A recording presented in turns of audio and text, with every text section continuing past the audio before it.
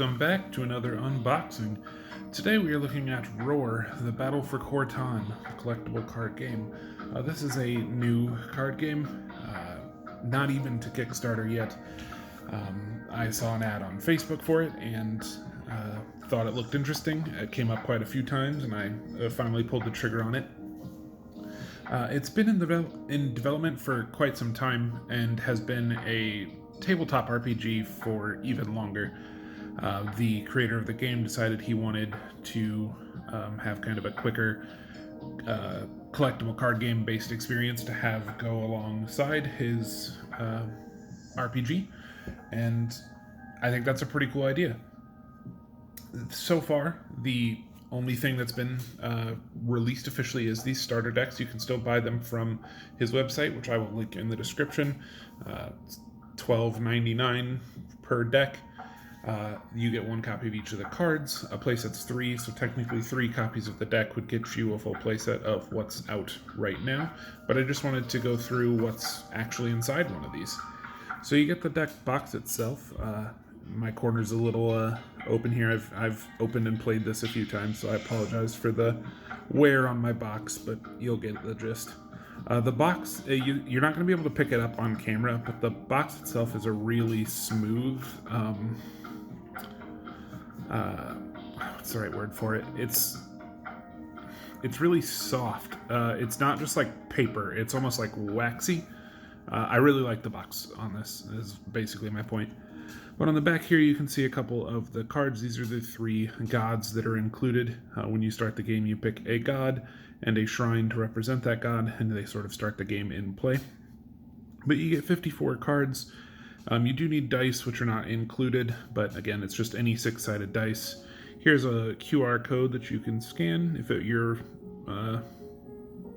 technology will let you from here.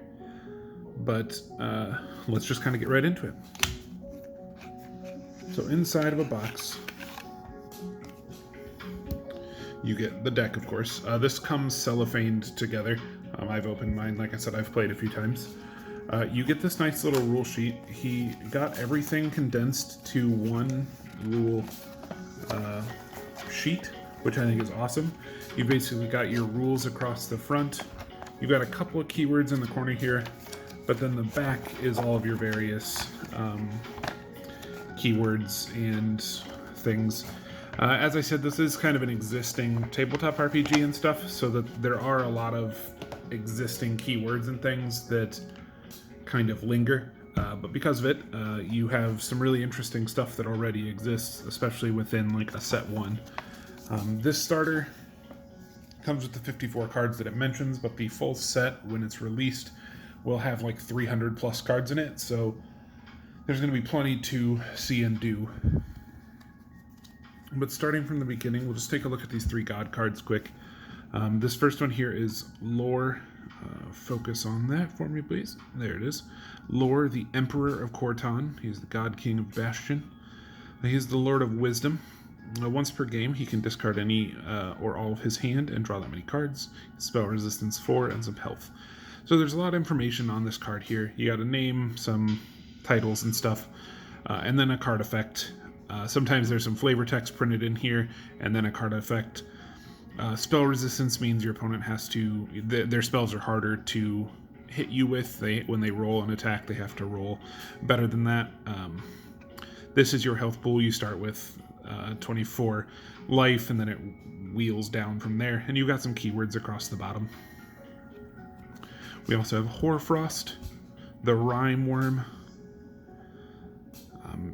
Anything that attacks him anything that attacks him and is not intercepted, or in this case like unblocked, just takes the damage to attack him. So he's cool.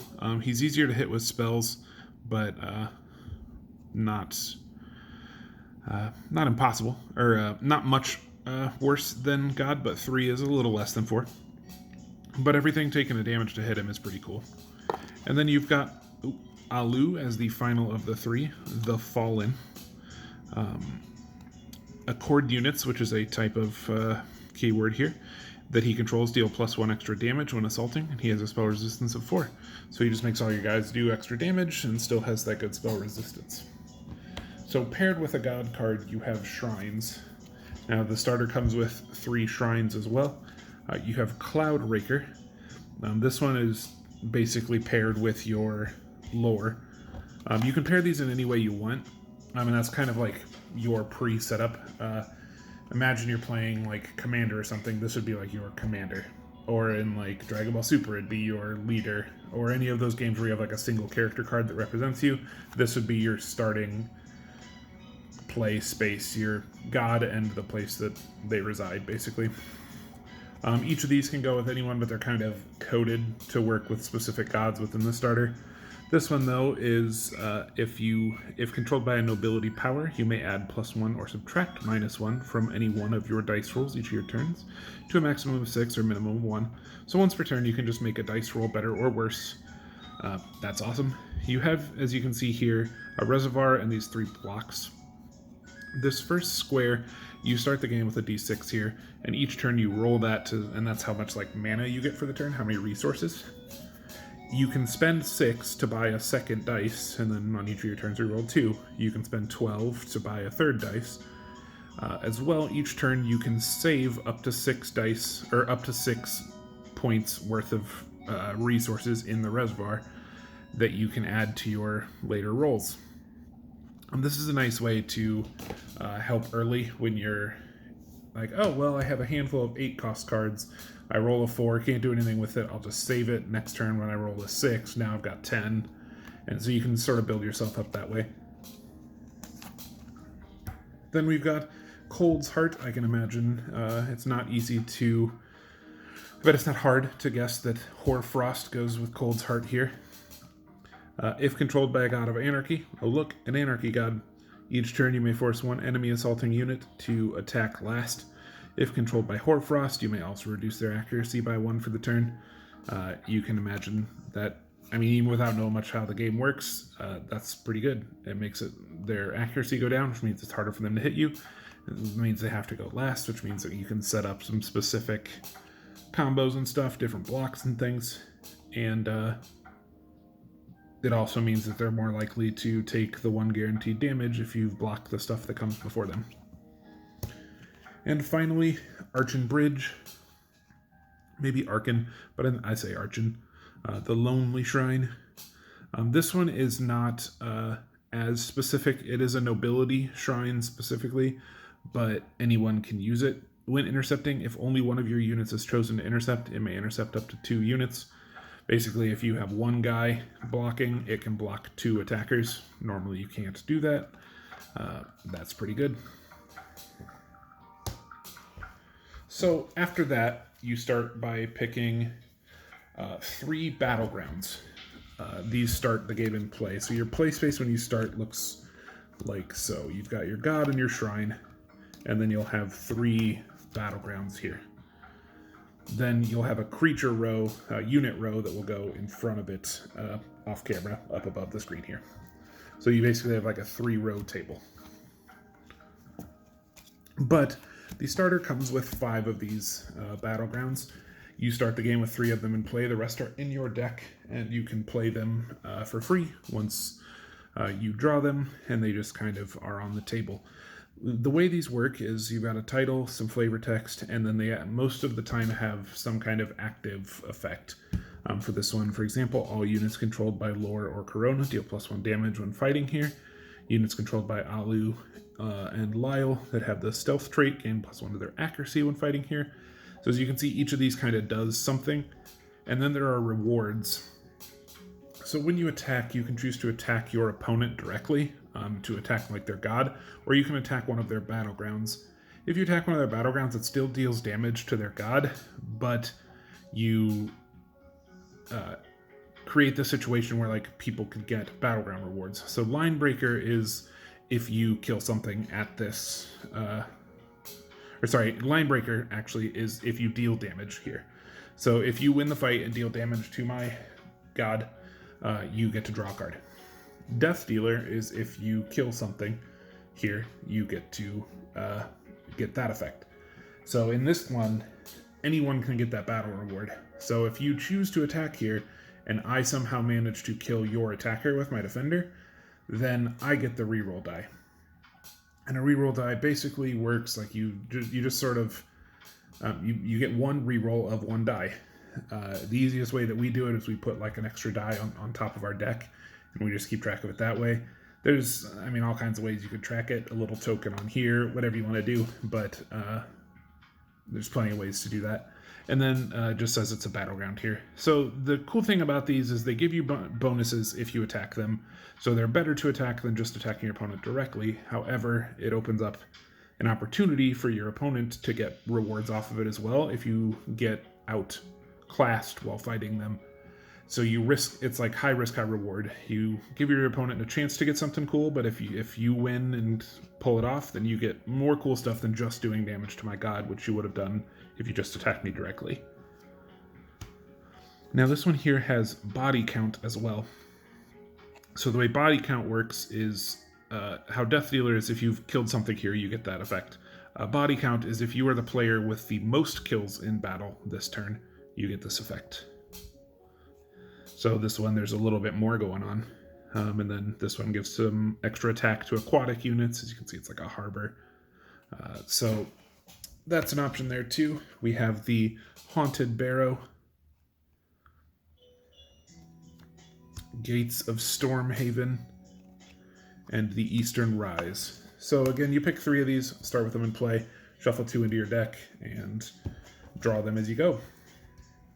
So that's it for cards that would like start in play. Now we kind of go through the rest of the deck. I'm not going to get like too in depth with this. We're already 12 minutes into this video, and I just want to kind of show off what comes in this box. You can kind of piece together for yourself as you play or look into it what cards do and like when things are good. That's not what I'm here for with this particular video. I would actually like to do a deck profile for like constructed stuff for this later. But for now, it's kind of just, this is what you get if you buy this, because there isn't actually a video of this that I've been able to find yet. So starting out, we have units. This unit here is the Deathless Devotee. This here is their cost, so you have to pay 2 resources to play it. This is your damage that you deal when you attack. This is your accuracy, and this is your health. Accuracy, you have to roll lower than this number, equal to or lower than this number to hit. So on a 2, you have to roll a 1 or a 2 to be able to hit your opponent. If you do, you deal them 2 damage. If you get hit by damage, it only takes 1 damage to kill this unit. It is, however, 2 cost, so it's easy to get out. And it allows you to add +1 to 1 power dice roll per turn, so that's pretty cool. Anything that manipulates dice in dice games is good. And you get a cultist in a 2 cost as well. 2/2/1. Instead of attacking, you can force a unit to lose power. That's pretty good too. Here we've got John the, what does this say? Imbiber. Apologize, it's tough to read through the camera. One of the things I really like about this game is the art is really cool. In a world where we have like AI art in a lot of stuff, it's not uncommon to see art that looks like this now. But his art is not exclusively AI. A lot of the way that it works is it's photographs of friends or family and then fed through an AI generator. Some of it is drawings he did himself that were then AI supplemented. So I think it's a cool way to kind of amplify what you're able to put out on your own while still getting that kind of like cool look that AI can register. Here's a 1/4/1, but he gets to revive a character that died. So he's not a great attacker or anything, but while you have him in play, you can save something, then put him back in your hand, then play him again, do the same thing. He does cost 4, so it's a little high, but being able to revive units for 4 is pretty good. Then you've got Deep Fathom Scout. This one can't attack, it can only block.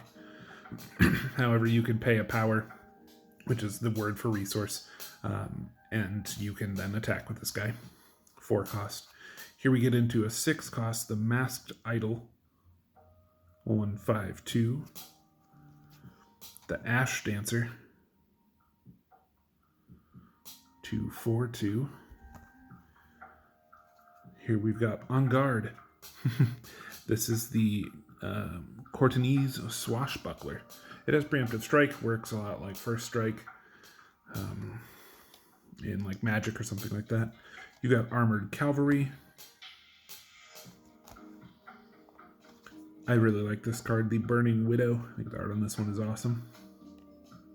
This one deals fluctuating amounts of damage.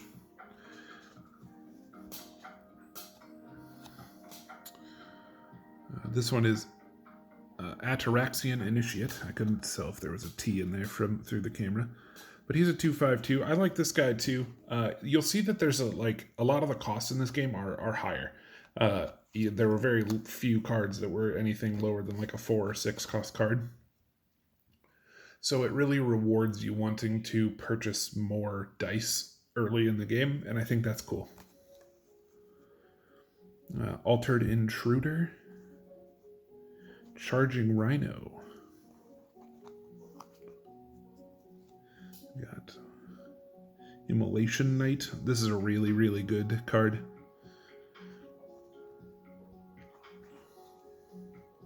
Gladiator of Endless Emberkeep. It's a really cool looking card too. Here we've got the Knight of Stormhaven. We saw a Stormhaven location earlier. So there's a knight that supports it. This card looks really cool. Celeste's Chosen.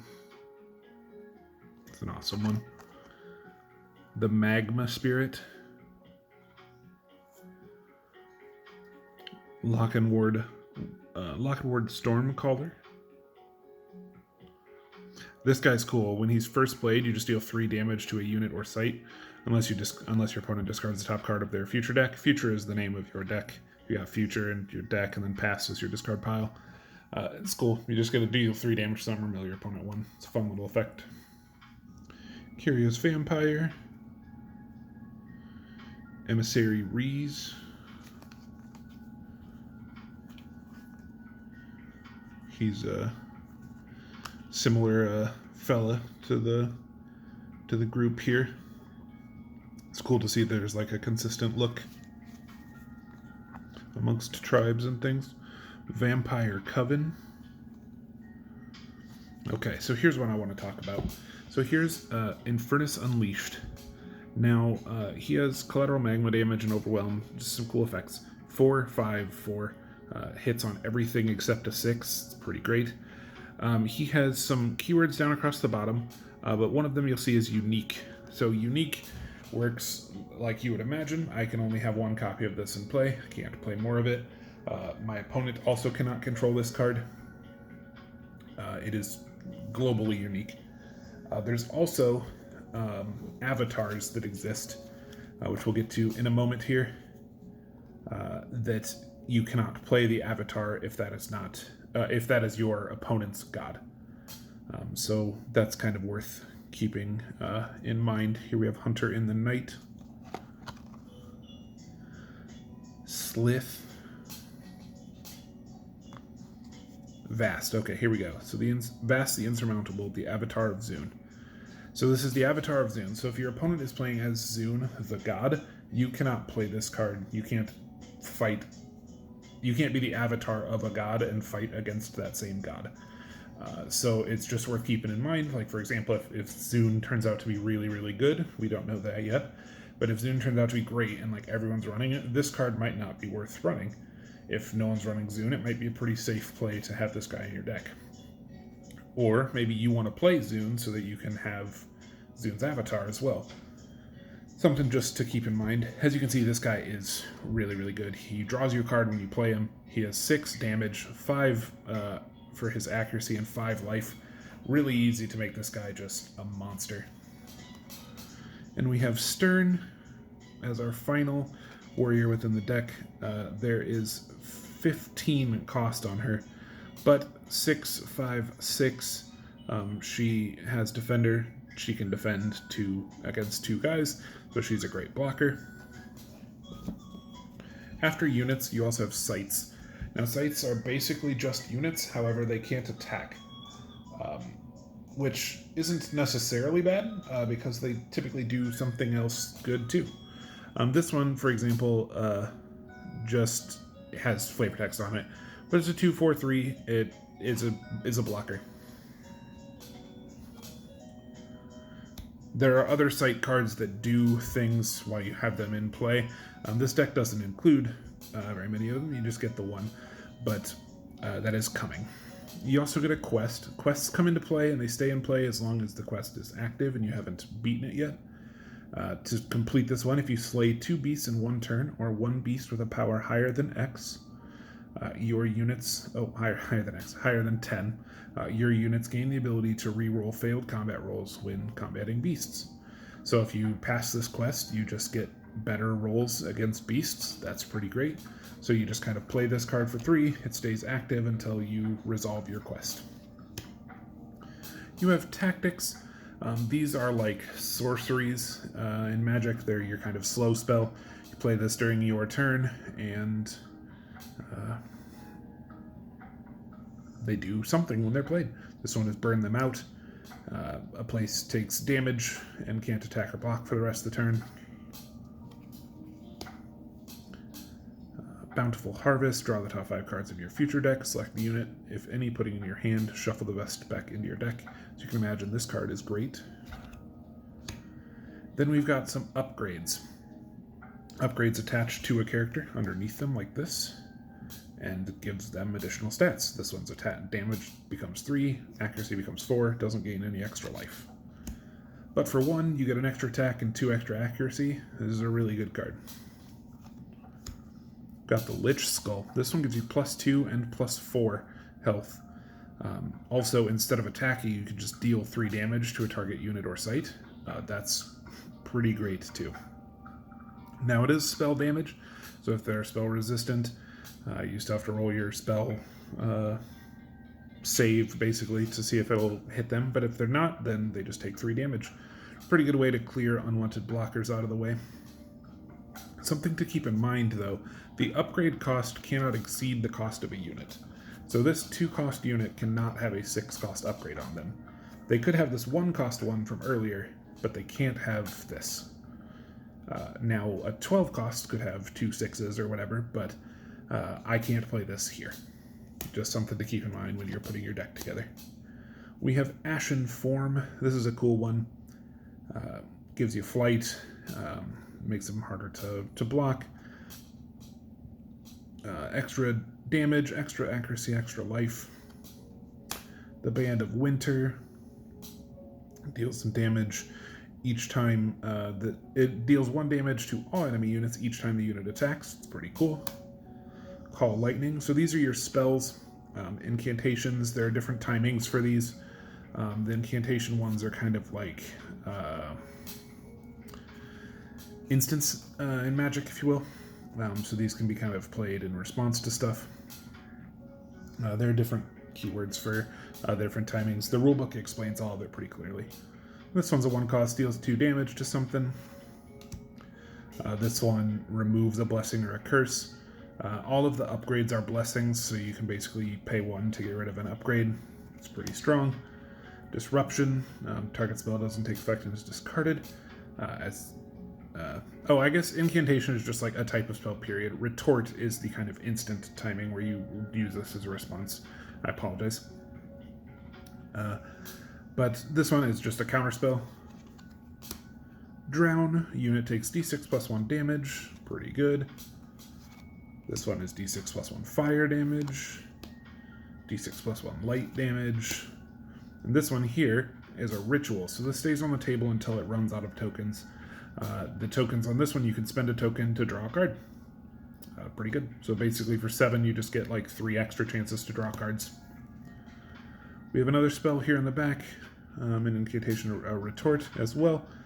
Target unit is destroyed. This spell cannot be prevented or negated in any way. It's basically power word kill. Speak the word of death. Really strong card. And Burning Sphere is our final card, 10-cost spell. Deal 2d6 fire damage to a target unit or site. If the target is destroyed, any excess damage is applied to the target's god. The god can roll for spell resistance, of course, but trample damage to a god that also kills a unit as a spell. It's pretty strong. Anyway, that's it. That's all 54 of the cards that come in the deck. Now, you actually do get 55 cards within a starter deck. These are sort of sealed together. And they come packaged, like I said, cellophaned together. Inside the package, right behind your sealed deck in between your rulebook will be one extra card. It can kind of be anything. I've bought 6 copies of this deck to have 2 full playsets of stuff, and in 4 of the 6 decks, the card that I got was just another copy of a card that's in the starter deck. It's just like one extra card for the collection. However, 2 of the cards were cards that are not in the starter decks, so there is ways to get unique cards within these alpha decks, which is pretty cool. As I guess I forgot to mention that at the beginning, these are the alpha decks. They're doing like a first edition run of these. Eventually they'll switch to an unlimited print of the starters as time goes on, and then eventually a full set release. There's going to be some theme decks that come out too, themed around different cultures, different types of warrior, etc. But for now, we have this. I've played 6 or 7 games of this now, and every game has been great. It's deep enough to still feel really strategic, while not, while still having a little bit of that like randomization that dice games give you to still be just kind of fun. I think it's a really cool design. I think it's a cool concept, and I think it's a cool idea to push your tabletop game, which already would use dice and characters and stuff, further into something that that players can already relate to.